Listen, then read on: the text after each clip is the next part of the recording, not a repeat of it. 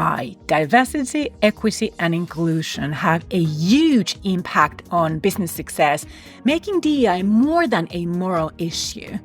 What I have learned about DEI from experts is how we approach DEI and what we prioritize in DEI development varies greatly depending on which part of the world we approach this important topic. I am a white, middle-aged, middle-class entrepreneur woman hailing from the Nordics, and the North European countries have always been predominantly white with a long democratic history. We don't have a lot of experience with diversity in our societies and certainly lack personal trauma and severe unequal opportunities. I'm privileged, and it's fair to say that I'm highly biased on this topic. But DEI, diversity, equity, and inclusion, is a fundamental topic that must be addressed and brought up so that we can build a better world for our children. And I need you to know, though, that I understand my lack of awareness on the topic, and I take a very humble angle, a learner's angle, to discover what I can do and how I can share this important message with my audiences across the world. And for this episode of the Building a Modern Employer Brand podcast, I had the pleasure of letting my former client turned friend, Heidi Pech, educate us on DEI, diversity, equity, and inclusion. She was the first one in Finland to be appointed in a full-time role developing DEI in her former workplace, Futurize, a software consultancy company operating internationally. And this is going to be a really interesting, maybe quite heavy, deep dive into DEI. And if you're new to this podcast, my name is Susanna Rantanen. And as one of the top employer branding experts and influencers globally, I'm here to inspire, educate, and guide those of you who want to learn how to use branding, marketing, and communications for ultimate professional success. And I find a clear link how we can use employer branding in the development for better and more diverse, equal and inclusive workplaces. So let's welcome my guest, Heidi Pech.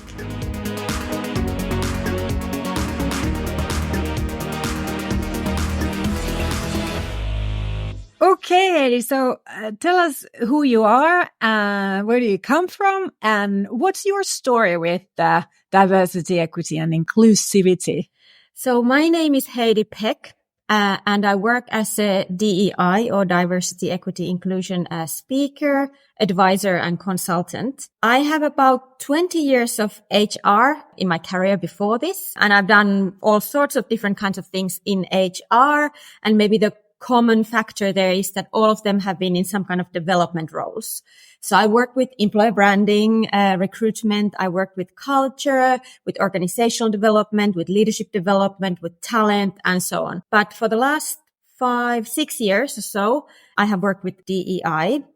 And I got into this field in my previous employer, Futurize, where the company started to wake up to this topic. And I got involved because of my EB role at the time. So it was kind of seen that it's important that I'm quite aware of these topics. But then I realized that even though in all of my previous roles, I had really enjoyed what I was doing and I felt motivated and I felt that like somehow what I'm doing, like it's helping people. Once I started to get to know more about DEI and working with that topic, I realized that this whole kind of sense of purpose got on a totally different level. So I could really feel that I'm actually making quite a big difference to the lives of people. But also at that time, like it was very much became then part of the company strategy. So I also felt that I'm there like kind of doing something that's new and something that the company has really picked as one of the core things that it wants to drive. Last summer, I jumped out of the corporate payroll and became an entrepreneur. So I decided that I'd learned quite a lot in the DEI, head of DEI role, which was one of the very first here in Finland. We can talk a bit more about that in a minute. But I felt that I had learned a lot. I had seen a lot. I had made quite progress in the company. And I also felt that I would really like to be able to make this difference in a more wide scale. So yeah, I became a solo entrepreneur. So now I do keynotes around this topic. I help companies by advising and mentoring people who are tasked in the company with this topic. And I also work as a consultant, especially with a couple of companies that I'm partnering with who are focused on DEI consulting. I remember that when you were working in EB, then we did some work together as well, and so I remember that sort of progressing into the DEI role, and it was pretty unique in Finland. I have to remind our audience who are from all over the world, and especially many of you are listening from US where the situation is very different. So I guess what's your sort of take on or explanation on the context of DEI across the world? Because we are in very different sort of times, if you like, or in very different DEI cultures, depending on where we come from. So from your perspective, can you share something from that angle with us? Yes, indeed. So I feel that my view is that the DEI is quite a society or connected to the society where you operate in. And so talking from a Finnish perspective, here in Finland, I think Finland quite often tops the charts of, I don't know, the most gender equal country or such. So we have certain things where certain diversity topics are taken to a certain length. But I think this has been in our legislation, especially the gender equality, for quite some time. But I think quite many other aspects of diversity are still quite new to us. And especially in this kind of like a company setup, or we have had for quite a while, for example, requirements that you have to have an equality plan in companies. But these have been somewhat of an exercise to kind of fulfill the letter of the law. And even though, for example, the gender equality in terms of, for example, parental leaves is reasonably good on a global scale, there are still even in the gender equality, there are quite many things that we definitely are not there yet. Because, for example, if you look at the like boards or top leadership of companies, there is not 50-50 gender equality there, not to mention non-diverse genders. So we really, even in the one where we seem to be topping the charts, even in that, we still have quite a way to go. Mm-hmm. Yeah, I think that when I first, because when we were talking before, I've been an entrepreneur for such a long time that when I was still working as an HR manager in an international company, the diversity issue wasn't there at all. It wasn't anything. It wasn't on the agenda. It just wasn't. And I think that for a long time, for people like myself and like a lot of other Nordic people, we come from countries and societies and cultures where we are mostly privileged white people. Yes. And I think I would say middle class also in comparison to like economical standards and status are, we're quite well off in that sense. So while it hasn't been something in our society, because we never really have had that kind of a background where we've been enforced to it or requested for it, I think that's one of the reasons why we are kind of running behind. And to some extent, I think it's also working against us as well, not always understanding what diversity, equity, and being inclusive means. We don't have that kind of a personal experience either from that. Yeah, and I think we don't maybe have that kind of like a collective, I don't know, trauma or something that like we haven't had as a nation. We haven't really had to kind of deal with that, except that now I think it's quite in the quite recent years we are only starting to understand, for example, the relationship between the Sami people, because you can argue that like we have colonized their lands. And I think this is something, this whole train of thought is still very new here. And like, I think if you go to a somebody on the street and like discuss this topic, I would be surprised if they have a deeper knowledge of what exactly are we talking about and like what's the problem there.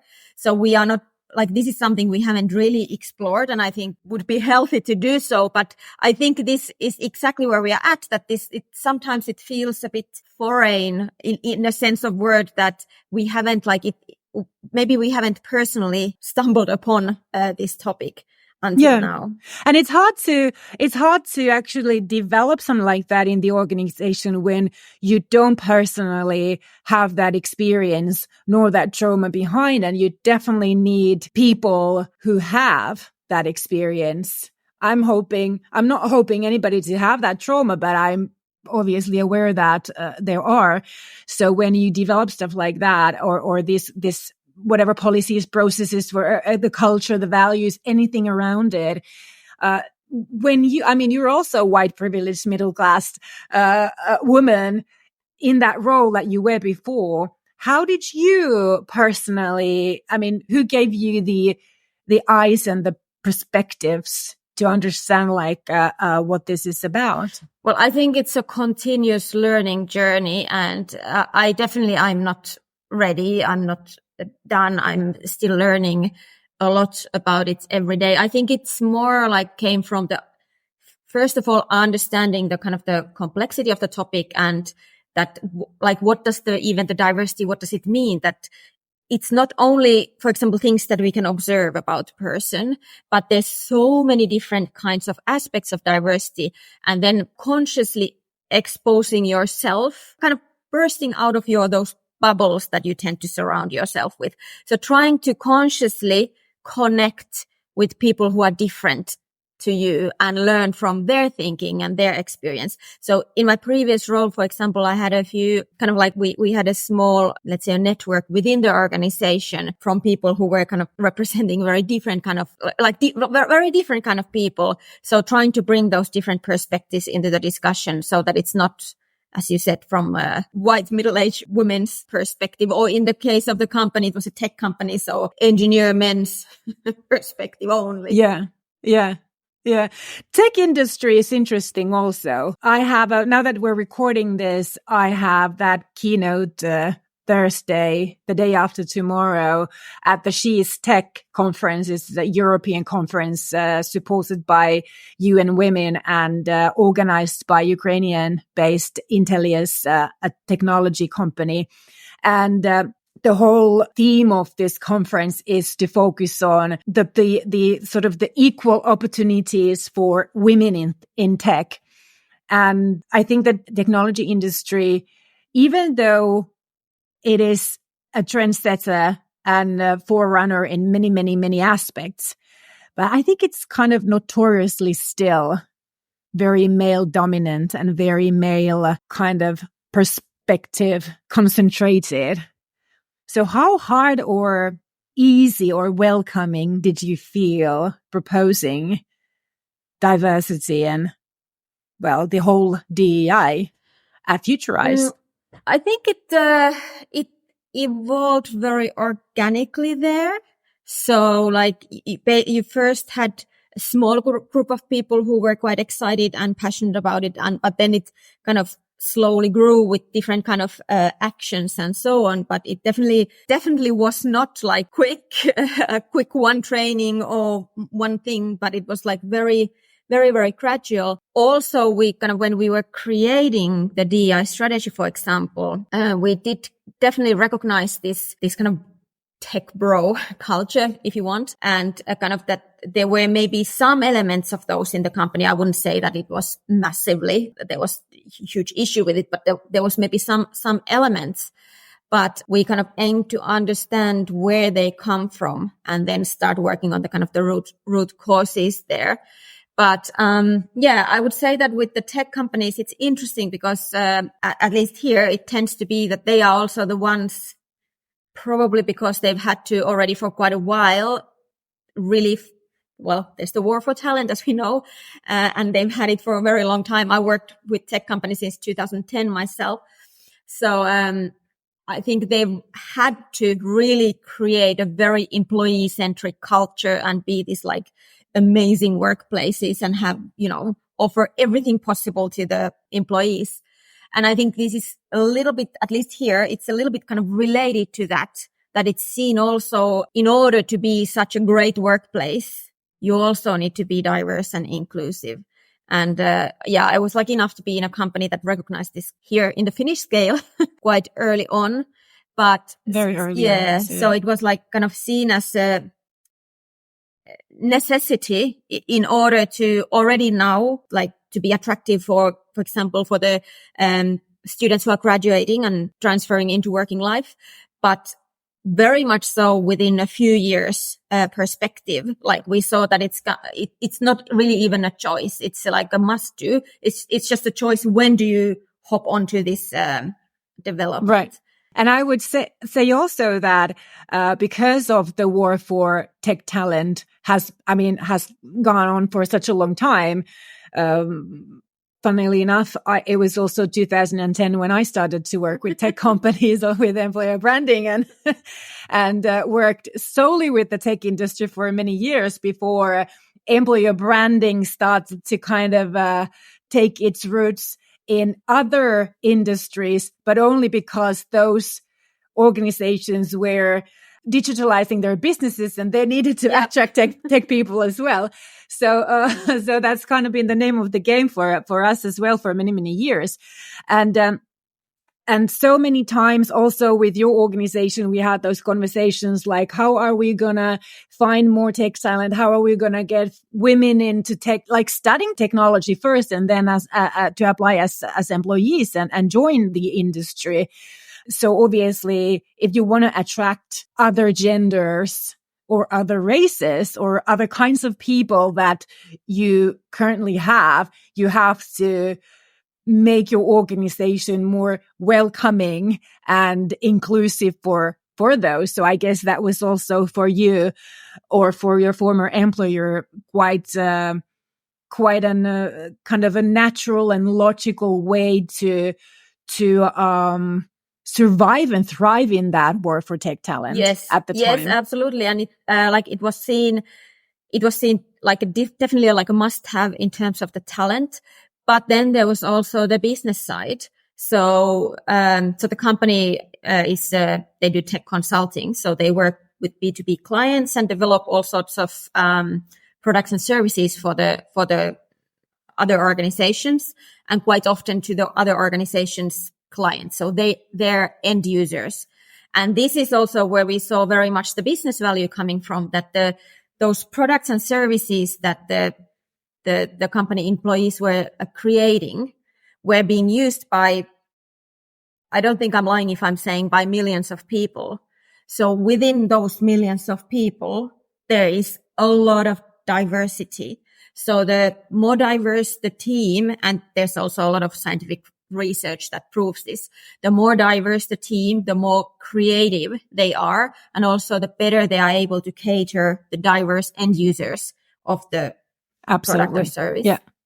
Which takes us to the fact that being inclusive, being diverse as an employer is not just something that you do because the law tells you to do it or because it's kind of a moral thing to do. There is also a huge business advantage connected to it, and it will impact the bottom line, especially in the kind of organization in the tech industry, for example, or in any kind of organization where you're catering, millions of consumers, for example. Yes. So the wider your customer base is, and the wider the impact of your work is, the more diverse is that recipient also, and the more diverse you are as an organization, obviously the better you can cater solutions that match the needs of diverse people. So it's really simple logic, isn't it? It is very simple logic for an extremely complex topic. Yes. I think we kind of jumped into the deep end with the conversation. So if we kind of rewind back, so we've got the letters D for diversity, E for equity, and I for inclusiveness. So can you explain to those of us in short, what's the difference between D, E, and I? And which one of these is the most important, in your opinion, for us working with the topic? Yeah, so I define that diversity is the kind of differences that we as human beings have. So they can be, for example, demographic diversity, such as age or gender or our nationality. They can be cognitive, for example, neurodivergencies or how do we learn. And then there can be also some diversities that you can't, and quite many of them actually are such that you can't see, like you can't observe. So for example, I think a gender is quite a good example of it, that sometimes like you can tell by a person, but there's also quite often cases where you cannot tell a person's gender by just looking at them. So then equity, it means the structures and processes that are in place to help to achieve equal outcomes. And now I know this is a bit of a jargon here or a bit of a weird explanation, but basically it means like what are those processes and how do the structures support those groups who need the extra support? And here maybe the one interesting thing is to compare what is the equity and what's equality.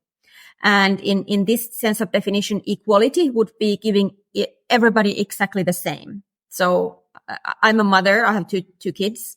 So it would mean that, when my kids were small, we would sit at the dining table and equality. Everybody would get exactly the same food and exactly the same amount of food.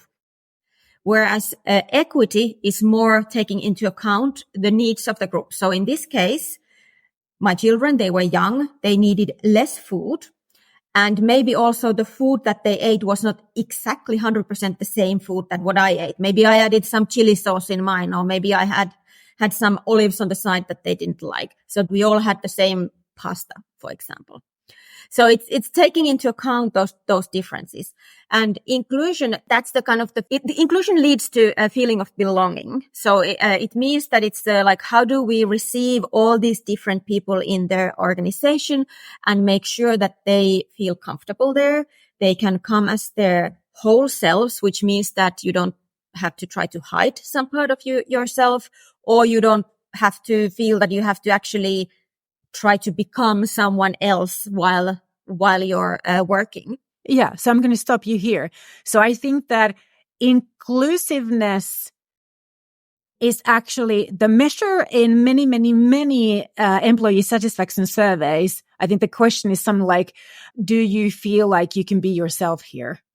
That's the direct thing of measuring really inclusiveness. Do you feel like you can be who you are and you don't have to change yourself when you come to work, or change yourself in different circumstances or behave in an unnatural ways because you feel like otherwise you don't fit in? Yes. And do you feel that as who you are, you have equal opportunities, for example, to succeed at work, to progress at work, as yourself? Yeah. Right. So this kind of goes back to like we talked about before the recording this episode, that we talked about like those unconscious bias when it comes to like, for example, that like we might promote somebody because they went to a certain school, and we think that that's why they must be more eligible for the promotion than somebody else, for example, or because they're older and more experienced than somebody. Yeah. Right? So without even evaluating or assessing whether that's true, we make these kind of unconscious decisions, biased decisions. Yes. Based on you tell me. So like every single, if you're a human being, which I assume if you're listening to this podcast, you are, you have biases. I have biases. You, Susanna, have biases. Like all of us, we have. Yes, I do. We all have biases. And I think like there's something like 175 or something different kinds of biases out there, or depends on the kind of the which study you check, but there's a lot. Let's say that there's a lot. And the more aware you can be of your own biases, the better you can learn to kind of come up with ways on how to mitigate them.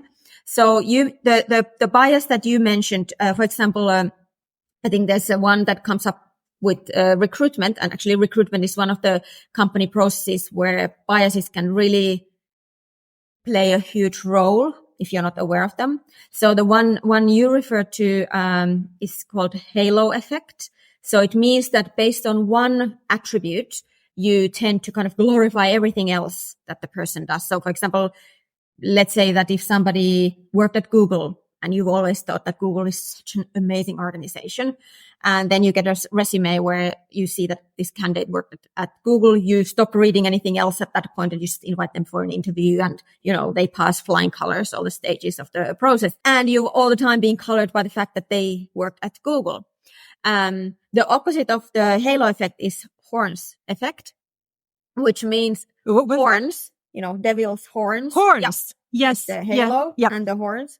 Yeah. Yep. So right. in that case, then you pick up one fact, which you have a negative, attitude towards, and you let that color everything else, you learn. So you're kind of looking for support to your negative argument or decision. That's the only thing you well, that's is that what a confirmation bias. That's another one. Yeah. Oh, okay. But like it doesn't really matter. Like kind of, yes, as I said, there's a lot of them, but it's these kind of things that, because our brains process, I think it's 11 million pieces of information every given second. So we've created these shortcuts for our brains. So kind of like we've taught our brains, so evolution has taught our brains to kind of that we don't always have to go through the very laborious thinking process. So we have these shortcuts. We see one thing, we react in this way. So that's what all these unconscious biases are also about. So it's more about kind of learning, because yours are different to mine.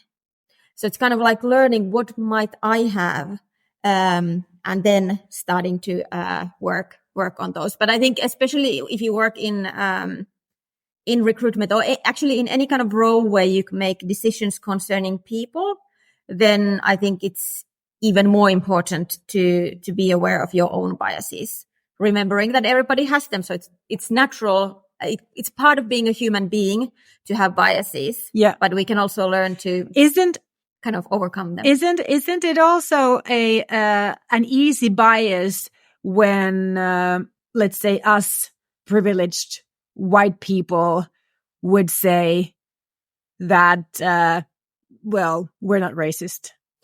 Yes, absolutely. And also, like, I think it's quite often some of those biases, or not quite often, but they might be some that are actually against our own value systems. Right. Which means that when you start to kind of discover your own biases, it can be quite tough, and it can be quite hurtful almost for you to understand that, okay, I actually have this kind of bias. For example, I don't know, against people who dress in a certain way or are different color to me or something.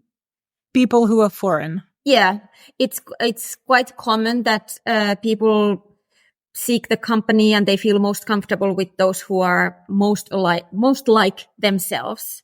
Yeah. So the more different the other person is, the more likely it is that we have some biases, conscious or unconscious, against them. And it's a really interesting topic because it's central in being even able to reflect behavior in the organization, decision-making behavior, acceptance, promotions, rewarding, any sort of behavior in an organization is the ability to reflect to your own biases and understand, why am I thinking this way or thinking the other way? Yes, and I actually like when you mentioned the kind of the organizations, for example, the structures, because the thought that comes to my mind, which is quite close to my work, is that, organizations are built by people, right?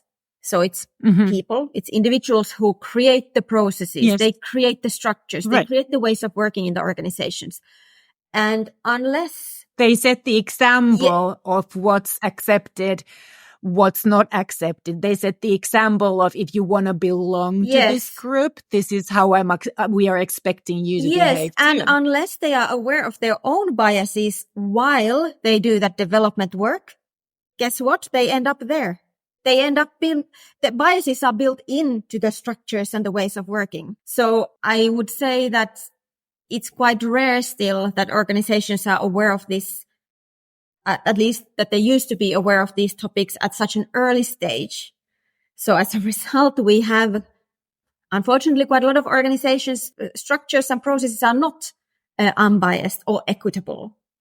But the good thing is that then when we learn more about the topic, we can learn to kind of scrutinize them with this. I usually say that it's like putting the lenses on, like the glasses, the DI lens, and then like recognize like what is the bias, for example, in this process, and then improving it so that it becomes more inclusive and equitable. Yeah. And I guess because, as you said, that it's us people who are doing these, all of us have those biases regardless of like how many perspectives we are bringing into this work.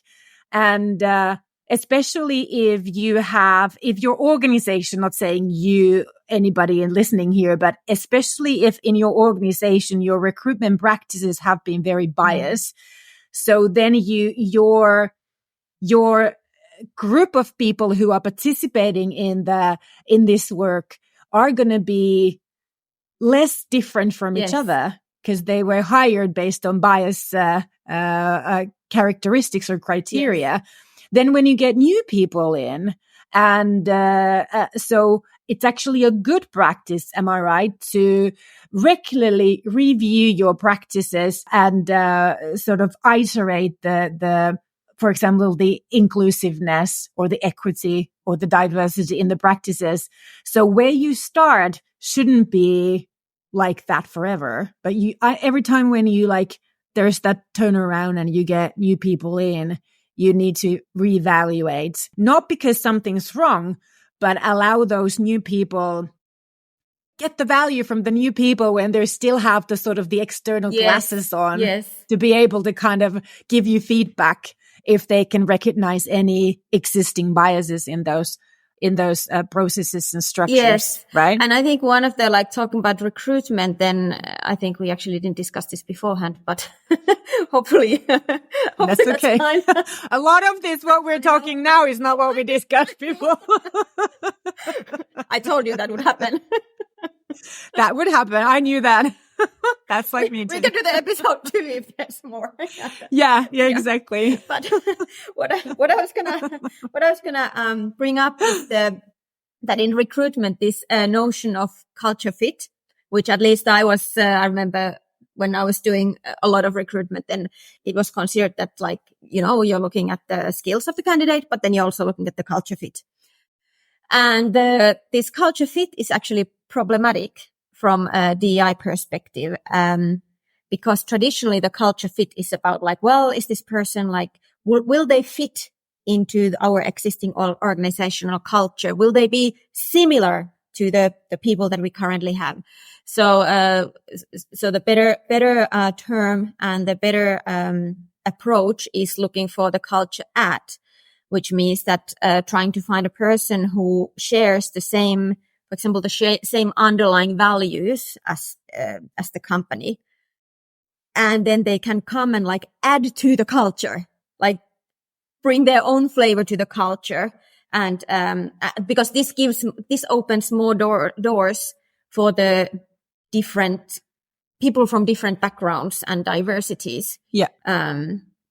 To come. Yeah, I agree with this because, I'm also from that era of talent acquisition and employer branding where culture fit was everything. And I've argued the notion of culture fit a lot during also my years as an entrepreneur. But actually, now that you said that I should use the term culture add, because I've argued, I think I would have been more clear if I used a different term, because how I've seen it and what's behind the magnetic employer branding method also is that and I call it the strategic culture for the fact that it's not about the people. It's driven by the business strategy, the mission, the purpose, the customer promise, the underlying values, the beliefs, the bigger beliefs, what's right and what's wrong in the organization, and what the culture add in that perspective is not that you're hiring identical people, but you're hiring people who all relate with the aim and the purpose of the company, and wanna work for that, share the same values, same bigger beliefs, but they don't have to be identical. Yes. Or the same age or same gender or anything like that. But actually, thank you. I'm going to change my vocabulary to culture add, because I think that I understand now that it's been difficult to argue against the culture fit because I'm not offering them another term. I'm going to use that in the future. So, because that's what I meant. Happy to be the dictionary. So, thank you. Thank you so much. When we were talking before recording this one, you mentioned that you have a favorite letter out of these. Can you tell us what it is and why do you think that has like the central role in this work? Well, it makes sense. I think I'm partial towards inclusion. I think that's in that way closest to my heart, that I believe that it's like, if you need to start from somewhere, I would start from there. To me, the inclusion is closely related to the organizational culture. And therefore, this, creating more inclusive organizations, I see that it's about culture change, and which means that it's a change management journey. And you can apply quite many of the principles of change management into that journey. So you need to kind of know where you're going, what's kind of the purpose of the work, how does it tie into the company strategy, the values, and the existing culture. But then you also need to know where you're starting from. This comes maybe more for the equity part. So understanding what are the different diversities that you have in the organization and what's their employee experience. And especially there, I think it's important to understand where the employee experience differs, because that tells you where the gaps are. So for example, and usually this is best done with a survey or study or audit with an external partner.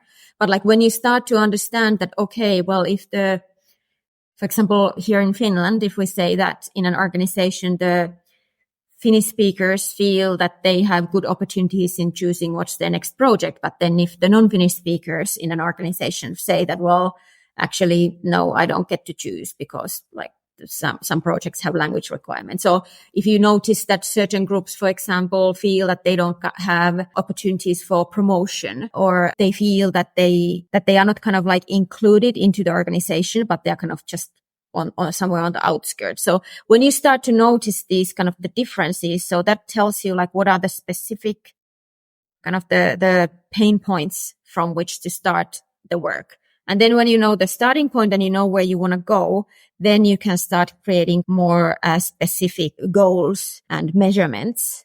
And from there, you can then like start setting up actions. And this is actually, it's quite complex usually. Like culture change alone is not easy. And then when you bring in all the structures and things on top of that, in a topic that's not that familiar to many and very sensitive. So it can feel quite daunting or quite hard. But then with these kind of methods, I feel that it's easier to kind of connect with, for example, management teams, or like speak their language by explaining it in these terms. I definitely also see the logic in connecting this work with culture and the cultural change work, because I see culture as kind of the engine of the organization that gives the parts in operation. And if you're going to change any parts, you have to change the way of operation also. Where does one start with such cultural development process? I think what would be your I think there's not really a one size fits all answer to this, because it depends so much on the organization. It depends on the kind of the starting point, like the maturity level. But I think some kind of awareness building generally is a good idea. And then I think, for example, when I was working at Futurize, then it started from just a small group of employees who were passionate about it. And then from there it grew. I suggest that it would be a very good idea in a fairly early stage to really involve the top leadership and get their buy-in into it, because, you can't make change like this kind of a culture change happen unless it's across the organization, but really led by example from those who have the most power. So I think those, but you can start from a smaller group and use them as advocates. But I think getting the top is quite essential quite early on. And of course you can do small fixes. If you see low hanging fruits, then definitely it makes sense to pick those. I don't know, checking for example, job adverts are written in an inclusive language, or what do you ask from the candidates when they apply? Like what kind of data do you collect? We started Futurize. We started asking about candidates' gender, because that was one of the focus areas there. And in the drop-down list, we tried to make it as inclusive as possible. So I think we had maybe 7 different options for the how do you identify us? And then that data was never connected with the you couldn't connect it to the candidate, but it was more used to kind of see what kind of job ads and what kind of job classifications attract what type of diversities. And in the Futurize case, it was more, we wanted more women to work in the tech roles. And in a sense, we wanted more women and non-diverse genders for those roles. And the reason why we had so many different classifications in the drop-down list was not because we wanted to know exactly how many trans men we have applying, but it was more that we tried to be very inclusive for the candidates who identified as, for example, trans men, so that there would be a suitable category for them. And for example, this list we created together with some of the employees who were very closely personally connected with this topic. Yeah. Wonderful. That's really interesting. Do you know of any other organizations in Finland or externally or abroad internationally who you feel that have done a really good job in DEI? I think it's really it's the work is not very straightforward. It's not linear. So it's not you start from here and then you go like that, but it's a very much this kind of a roller coaster where at times you're doing well on some things, but then then you also have those dip downs. So I think it's a question that I would have answered. Depends on when you ask me this question, I give you a different answer, because it really, really varies. Okay. So you mentioned earlier that it's when you connect this work with cultural change, it's easier also to set goals and KPIs and stuff. But what kind of goals? Are there any example of concrete goals or objectives that can be measured that we can set for improving inclusiveness? I think that would kind of make it more concrete of what to tackle. Well, first you need to be able to know kind of what's your whole purpose of the work, and how does it tie to the company's overall business strategy. But I think it's good to look into the different diversities that are present, and there I would recommend not looking just an overall the company as a whole, but dissecting it into smaller parts.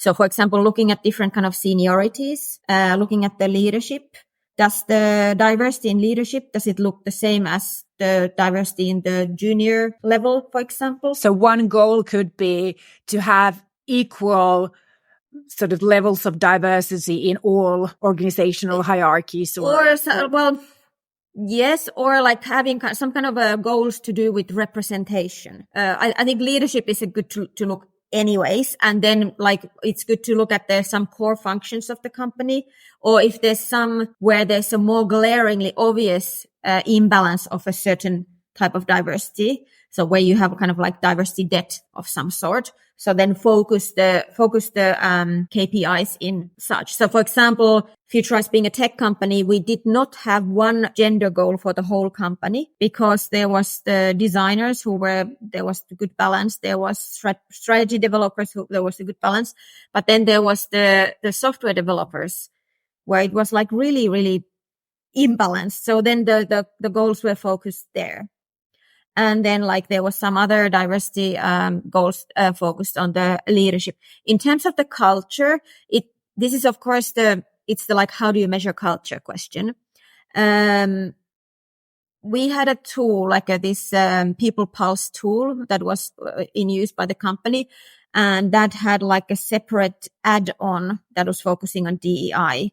So we took that into use, and there like we could measure inclusion. So we then like when we were following the inclusion, we set goals that were to do with the different kinds of groups inclusion. So for example, we again looked with the gender lens, and in the beginning of the journey, the women's feeling of inclusion were a lot lower than men's. So we set ourselves the goal that we want that there's no difference, that we close that gap. And then later on, we iterated those goals. The same tool gave some benchmark data. It's the tool I'm talking about is Peakon. So there was benchmark data that you could have also from the tool. So kind of like what similar companies to yours, how do you rate there? So then we kind of included to these goals that we also wanted to be in the top quarter, like top 25% within the benchmark company. So like there are ways to measure, but it's this, I think it's this whole bigger, how do you measure culture question. And then with that, what I mentioned earlier, that like when you start the work to understand the employee experience from the different groups' perspective. So when doing that and seeing the gaps there, then doing that measurement again at some other point and seeing if you've been able to close those gaps. It sounds like a very complex, multi-layered, and definitely a marathon of a operation. Usually I say that it's not a sprint. It's not even a marathon. It's an ultra run. Maybe it's an ultra run on the mountains. Because that's very descriptive. So what would be then because if you tell someone like, hey, let's do an ultra run in the mountains, and it's not your passion really, and you're not really equipped for it, you rather, jump on the couch and watch telly. How do you kind of motivate people to take on such a humongous task when it seems like, whoa, I'm going to have to get the management buy-in, and it's just like, it's a lot. It is a lot, but then at the same time, I think it's important to keep in mind that you don't have to do it all at once. Like even if you take a very small step every day, you still are, on the ultra run.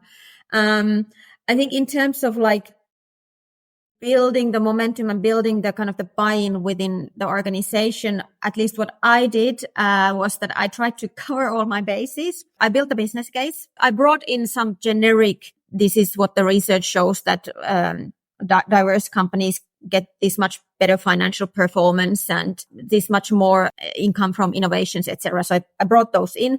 Wait a minute. Was that a KPI for the management? Because I'm thinking like if you need to get the management buy-in, then a great way to get the management buy-in is to put that as a KPI, that this will have an impact on our financial performance. Yeah, that's what don't you want to support this? Yeah, exactly. And that's what I mean by tying it into the organization strategy. That's actually, so when I say tying it into the organization strategy, of course, it's quite obvious that there's the people and culture strategy, but also, I mean, the core business strategy. So like, what does it for our company?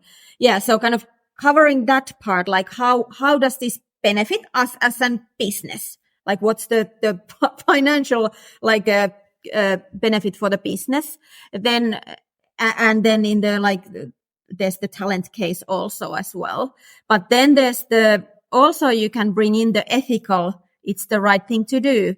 It's the cult, like in our culture, do we want to be this kind of employer? So bringing in that part as well. And I used, for example, the fact that we are working with these customers who serve millions of people. So we need to understand better the end users, and the more diversities we have in our teams, then the better we're able to serve the customers. Because I knew that there's different people who have different motivations, and some are very much like, well, yes, this is like deeply connected to what I believe in, and it's like ethically, of course, we do the right thing. And some people were saying that, well, yes, it's like that the values are these, so it comes from the company values. And some were more like, okay, the bottom line, and looking at those. So kind of there was something for everybody. So trying to have the hooks for. Yeah. So I mean, there are actually, you've mentioned quite a many hooks. So, obviously it's, the bottom line hook for top management. It's the, representation, like the credibility hook, which is for sales. It's obviously, the moral, the value, which is important for talents who, especially those who represent the more diverse backgrounds, not just, not the sort of the majority of the company. Yeah, I mean, there's plenty of things to tie this in with, for those of you who are struggling how to get the buy-in, how to get your stakeholder commitment to it. So you have to, obviously you need different hooks for different levels in the organization. So before we close this one today, let's talk about two things. What are the key obstacles in developing like the general that you've faced, what comes to developing inclusivity? And then where can you get the easiest wins? I think so the dopamine, we need the dopamine. Yeah. I think the obstacles quite often are, so what I've been faced with, if I think about, like, I worked with a number of organizations by now, and quite often with management teams. So there's a few things that I can think of. One is that people are scared of starting the work because they don't feel that they know how to talk about with the right words, and they are afraid that they will say the wrong thing. I understand that. Yeah. So yes, I understand that. This is one quite common obstacle. And I think for me, the kind of the easiest solution to that is, like, of course, beyond like educating yourself and learning more about it, but also being like very honest and vulnerable about it, that it is a new topic. And I'm only discovering it, and that almost you can apologize beforehand for that. You probably are going to make some mistakes. And I think that's very, in general with the DI work, like this kind of, rather than taking it as the kind of some kind of a high moral ground, like this is the right way of doing things. Like I think it's a healthy way to kind of be very kind to yourself. Yeah. Humane. And also like when working in the organizations, like being also there kind and understanding that this is, for many people, it's, or most people, I would say it's about learning. And of course, part of the learning is making mistakes. So allowing those mistakes. And for example, we had some tools where we used to take the new starters in the onboarding. We introduced them to the code of conduct, which was a lot about like the DI practices and how we talk and communicate and cooperate with each other. So we would explain how to, like, if you're in a situation where something non-inclusive happens, then how can you bring it up with the person? Like, this is employee to employee. So once we kind of went through this process, like, okay, here's a tool, how you take up this conversation. And then in the next slide, we would say that, well, we realized that this is new and that all of us are still learning. So we realize that we all are making mistakes. So if you're the one who has not meaning, like not because you're a mean person or like meant it, but maybe you have like accidentally, for example, said something non-inclusive and somebody takes it up with you, then how do you receive that feedback? And there was also, we had a model for that. So really kind of making it explicit. And I think this made it a very safe environment to also practice in a way and learn together. Make mistakes, but also give feedback if you were hurt by anyone's unintentional comments or anything. And also like kind of take that feedback then on board. Like preferably don't make the same mistake twice. It's quite powerful. At least I can say that from my perspective, like the times that I've been called out, like somebody has kind of come to me and said like, hey, this wasn't very inclusive. I can remember them very well. And I definitely have not like, it's a very good made the same mistake again. Yes. Then maybe another obstacle can be this kind of belief, and this is sometimes, especially with management teams, it comes up that, well, we don't really have a problem with this. Like everything is fine. And in these kind of situations, then quite often I say that, well, that's great if everything is fine, but do you have proof? Like, do you have data on that really everything is fine? Like, of course, like you're looking at it from the most powerful position in the organization.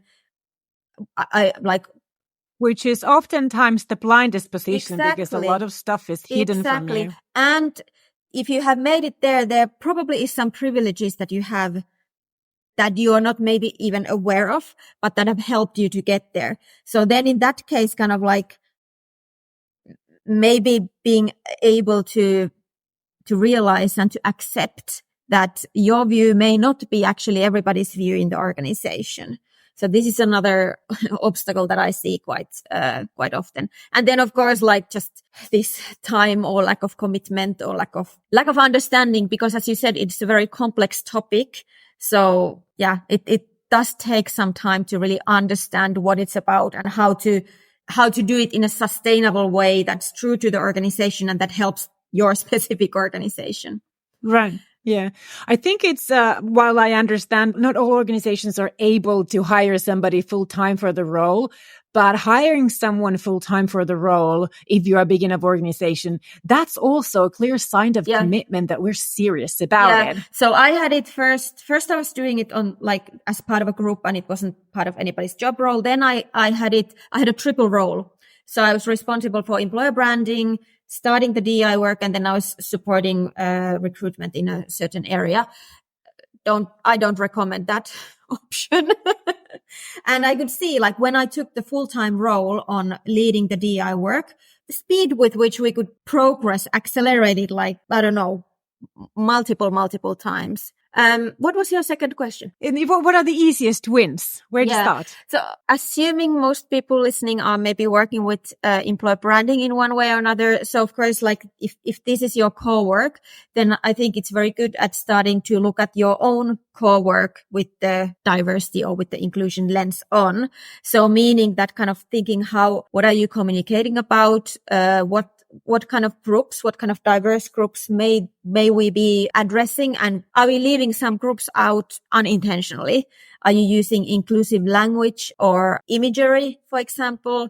So it can start from very small. And here you can have, like, of course, you can hire professional expertise outside, but also quite often you can find some at least expertise from within organizations. So you can start from like very small steps, but also I think to start this work in a bigger way in organizations, it's to first find some allies. So some people who are passionate about the topic, and then quite quickly, finding also somebody from the like senior or leadership levels who can sponsor the work in the beginning so that it gets connected to the other topics that are happening in the company. Question. Now, employer branding people who might want to integrate elements, do their best in employer branding.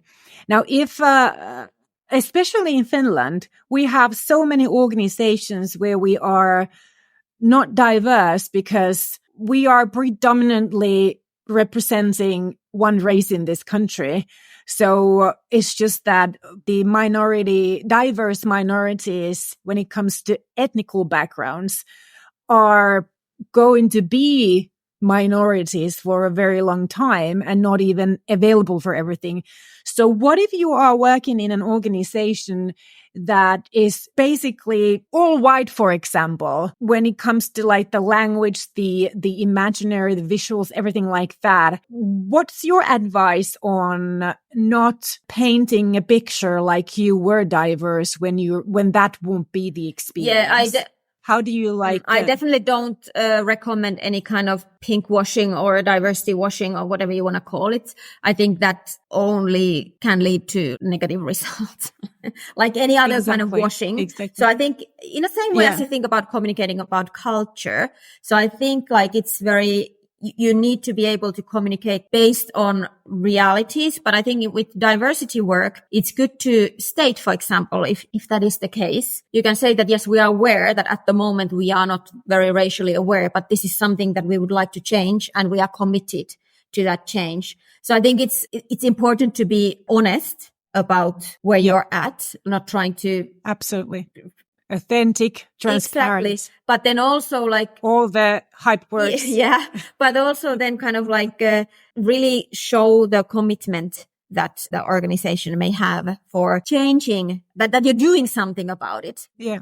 And I think now it's easy to think that diversity is just about the ethnical or the gender. But as you said, it's so much more. So I think it's easy to sort of fall on the trap that, well, we don't have that many female in the organization, so we can't really promote anybody for the leadership role, or we don't have women working in tech, or we don't have this or that. We don't have people from other ethnic backgrounds living in Finland or in our country or in our city or whatever, so we can't hire them.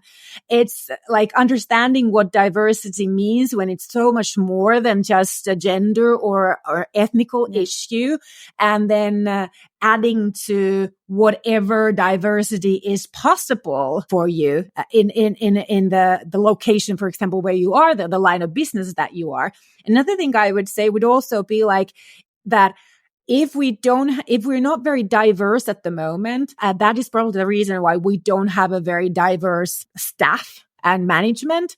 So internal work, how can we become more diverse? How can we add diversity, inclusiveness, equity into our processes, into our system, so that we start to become more attractive to diverse talent? I think that's another angle of look outside the box. Yeah, and what at least you'll find a solution. You'll find the answer. And what happened, for example, in my experience was that even though, like in my previous role, we focused on certain types of diversities, which actually was quite tough when we were like, when we had to make that choice, because for a while we were working without choosing, but once we made it more strategic and started to measure it, then we had to focus on something. So it was quite tough to make that choice, because I really felt that now we are leaving, some people, we're excluding some people. But what happened was that even though like our actions were kind of like aimed at like, I don't know, attracting more women to work in the tech roles, we started getting applications from all sorts of different people from like diverse backgrounds who were saying that, well, they have noticed our like DEI work, the kind of word gets around. So it wasn't only the kind of the gender diversity that we started attracting, but all sorts of different kind of diversity. So it's kind of, in a way it multiplied because of the focus on the inclusion. So we did like so many actions were based on the kind of creating a more inclusive environment. So then it started to attract more people to see the others. But like a very, very simple action you can do is, for example, make a statement in the job ads saying that we are committed to this and we hope to see applications from different kinds of diversities. I know different countries have a little bit different laws around this. So of course you have to work within your country's regulations, but you can still do it. I think opening it up and talking about it in public is also a really good way to start developing your culture when it comes to inclusiveness. If you're not diverse at the moment, then it's hard for your organization and your people to really assess and evaluate the inclusiveness because you're in your bubble. But if you open it up and invite people in your audience to give you feedback of anything that they see, they hear, they read that makes them feel that is against inclusiveness, then tip you off and reward those externals for that. I mean, that can be a really great employer branding job, actually, to have your audiences take part and give you feedback. Pinpoint, I noticed this on your website. It says it like that, but maybe if you phrase it like this, it would be more inclusive, for example. So I think that could be a really exciting project to start becoming more inclusive and changing the way you are getting that feedback from your audiences. Or here in Finland, at least the organizations where I work with this, we use quite a lot of these referral bonuses.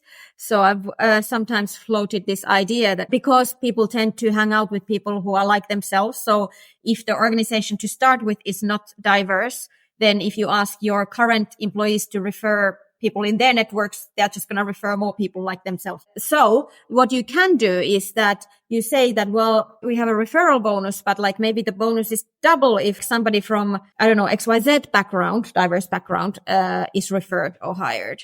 So you can and it's still not and still they go through exactly the same selection process, as you do in a referral, at least in the organizations I worked with.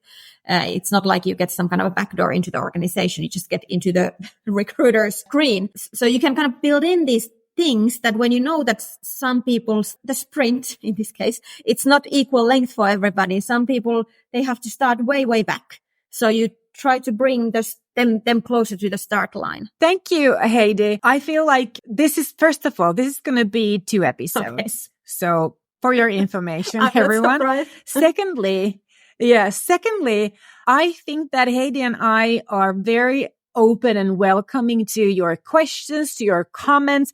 If we made some kind of a blunder, if we weren't inclusive, anything, let us know. Comment if you see the post, or send me an email. You know how to find me. Connect with us on LinkedIn. In the show notes, I'll put Heidi's contact details there as well, so you can find her.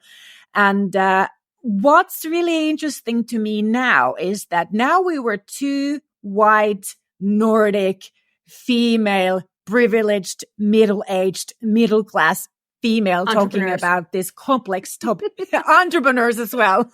So very complex. We're looking at this from our biased. How many biases do we have? So from our more than 100 biases perspective. So we are very aware that this angle that we discussed may not be inclusive. So if you can recommend anyone, more than one person from a different background, different ethnical group, different location in the world, who's working with DEI and could be a good person for me to interview, talk about this topic on this podcast, please let me know, because I think this important topic would be even more valuable for all of us and beneficial if we would get different angles of this. So let me know. Alrighty. Thank you, Heidi, so much. Thank you, Sandra.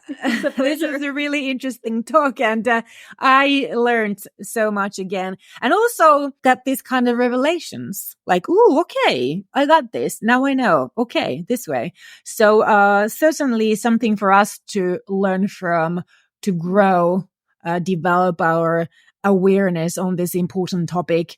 It's not going to disappear. It's just going to grow in importance.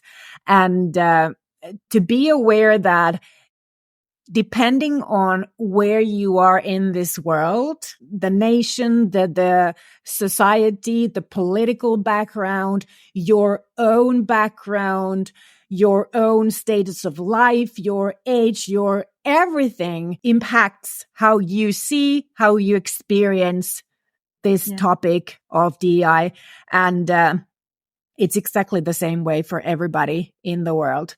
So if you are someone who's responsible or aspires to be responsible for this work, then this is the job the responsibility where it's paramount for you to keep like really open perspective and be humble that you don't know much of anything. I think the more I learn about DEI, the more I realize how little I only know. Yeah, exactly.